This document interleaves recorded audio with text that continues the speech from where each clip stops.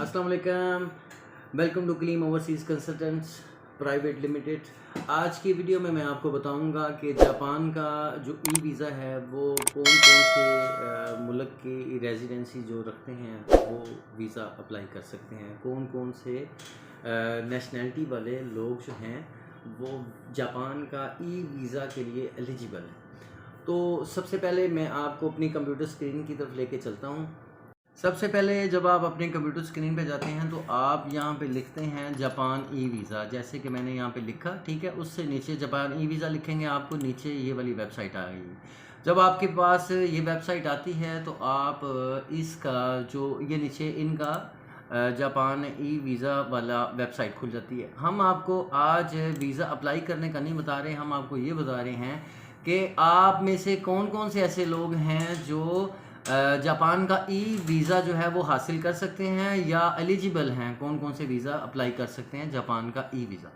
तो इसमें नीचे अगर आए आप तो यहाँ पे आप देख सकते हैं, यहाँ पे लिखा हुआ है can I check Japan e visa status online. तो आपको यहाँ पे वो बता रहा है you can also track your visa application status online, use the embassy barcode number. जब आप वीज़ा अप्लाई करते हैं तो आपको एक बारकोड नंबर जो है वो आपकी एप्लीकेशन का जो एक नंबर है वो आपको दिया जाता है, ठीक है। Present on the invoice receipt issued by the Japan Visa Application Center along with your date of birth access this service। मतलब कि आप जब जापान का e visa status online check करते हैं तो आपको जो एप्लीकेशन नंबर है वो आपसे पूछा जाता है, आपने वो पुट करना होता है। और इसके अलावा आपसे आपकी डेट ऑफ बर्थ पूछी जाती है, तो वो आप जब डेट ऑफ बर्थ आप अपनी जो आपने वहाँ पे लिखी हुई है और वहाँ पे आपने वही लिखनी है जो आपके पासपोर्ट पे लिखी हुई है। तो जब आप वो लगाते हैं तो आपको आपका ये जापान जो है उसकी वेबसाइट पे आपका जो स्टेटस है जो भी शो हो रहा होता है वो आपको पता चल जाता है। अच्छा, इस पे लिखा हुआ है can I apply for Japan visa online. तो Japan e visa is a system that enables applicants to apply for a e visa online and issues an electronic visa to applicants for a short term stay for the purpose of tourism. वो कह रहे हैं कि Japan का e visa आप जो है जितने भी एप्लीकेंट्स हैं वो इसको अप्लाई कर सकते हैं। ये इलेक्ट्रॉनिक वीज़ा हम आपको देंगे और आपका पर्पज़ ऑफ टूर जो है वो टूरिज़म ही होना चाहिए। अच्छा, इसको हमने क्लोज़ किया। अब आ जाते हैं अपने मेन टॉपिक के ऊपर। तो ये इसमें आपको हम बताते हैं can I get an e visa for Japan, ठीक है। जब आप इस क्वेश्चन के ऊपर ऐसे करते हैं तो आपको फिर ये बताता है कि ट्रैवलर्स फ्रॉम 127 नेशनैलिटीज़, मतलब कि 127 मुल्कों की नेशनैलिटी, 127 मुल्क के जो लोग हैं जिनको वो जो नेशनैलिटी रखते हैं 127 मुल्कों में से कोई भी अगर इन 127 मुल्कों की नेशनैलिटी रखता है तो वो जापान का ई वीज़ा जो है वो अप्लाई कर सकता है। If they are residents of Brazil, Cambodia, Canada, Mongolia, Saudi Arabia, Singapore, South Africa, Taiwan, United Arab Emirates, the UK and the USA, children are also need to apply for this Japan e visa.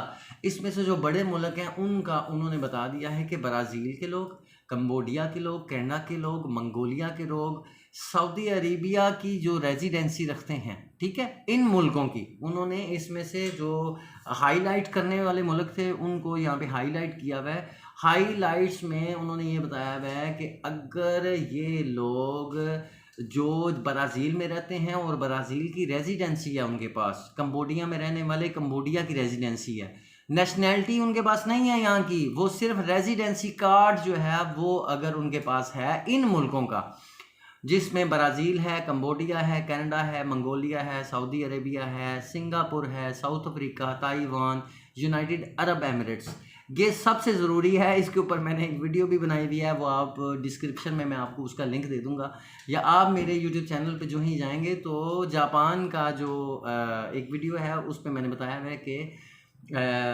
United Arab Emirates और Saudi Arabia, सऊदीया में जितने भी लोग काम कर रहे हैं जिनके पास अकामा है और वो जो है जापान का ई वीज़ा हासिल कर सकते हैं इजीली, उन्हें कोई प्रॉब्लम नहीं है।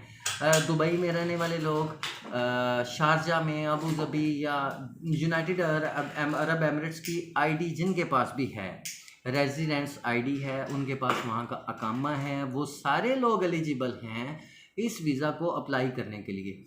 और मैं प्रेफरेंस दूंगा उन्हीं लोगों को, परदेसी भाइयों को जो सऊदी अरेबिया में रह रहे हैं, पाकिस्तानी हैं, बंगाली हैं या वो इंडियंस हैं, जो बेचारे वहाँ पे काम कर रहे हैं, जो वहाँ पे मतलब कि मुश्किल हालात में लेबर वर्क कर रहे हैं या बाकी चीज़ें जो हैं वो अफोर्ड कर रहे हैं।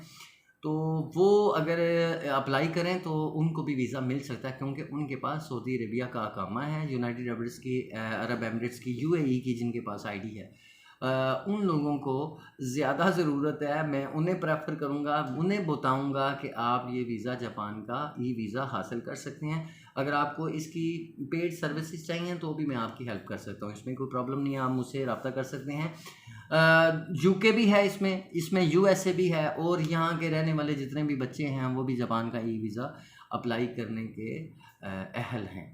अच्छा, ये ई वीज़ा इन लोगों को इजीली मिल जाएगा, ठीक है। उसकी कुछ रिक्वायरमेंट्स हैं। जब वो आप जापान ई वीज़ा यहाँ पे जाएंगे तो यहाँ जाके इसका वीज़ा अप्लाई करेंगे, ये जो जो चीज़ें आपसे मांगते हैं आप इनको देंगे तो आगे आपका ये ई वीज़ा जो है वो सबमिट हो जाएगा। फ़ीस भी आपने सबमिट कर, फ़ीस इसकी है कोई नहीं असल में।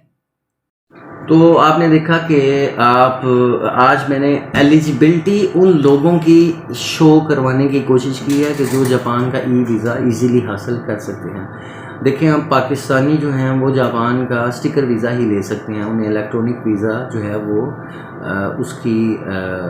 वो अहल ही नहीं है। तो मैं अपने सारे वो परदेसी भाई जो हमारे पाकिस्तानी जो सऊदीया में रह रहे हैं बड़े अरसे से, जो रह रहे हैं यूएई में, मुख्तलिफ कामों के सिलसिले में वहाँ पे गए हुए हैं, तो वो ये जापान का ये वीज़ा हासिल कर सकते हैं। वहाँ पे जाके जापान बहुत खूबसूरत मुल्क है, बहुत खूबसूरत मुल्क है, बहुत नीट एंड क्लीन है, वहाँ के लोग बहुत अच्छे हैं।